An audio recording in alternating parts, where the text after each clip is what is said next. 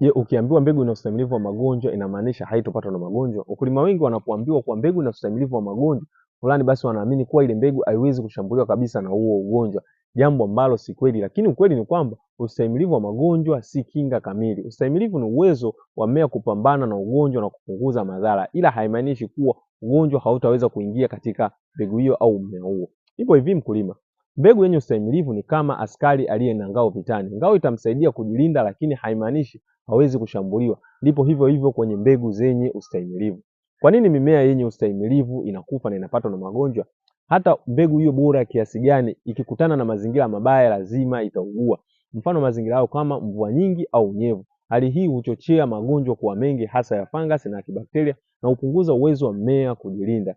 La pili ni uchafu wa shambani. Mabaki ya mmea, mazao ya zamani yaliyokuwa na magonjwa yanabeba vimelea na kushambulia kwenye mimea mipya, hasa kama haujatoa.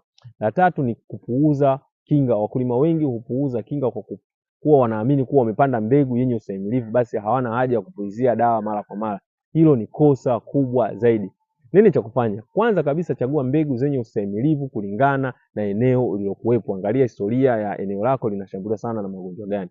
Pili, dumisha usafi wa shambani wakati wote. Na tatu, kagua mazao yako mara kwa mara ili kugundua dalili mapema. Na tumia dawa kwa ajili ya kukinga kwa wakati sahihi kulingana na eneo ulilokuwepo. Na hakikisha nafasi ya upandaji umepanda inavyotakiwa ili kuruhusu mzunguko mzuri wa hewa. Kumbuka mkulima, mbegu zenye ustahimilivu hupunguza gharama za dawa, lakini usimamizi ndio unahakikisha unapata mavuno yaliyo bora. Ustahimilivu wa madawa si kinga kamili, ni msaada wa mmea kujilinda dhidi ya magonjwa. Karibu Shombi Investment uje ujipatie kile kilicho bora zaidi. Karibu sana.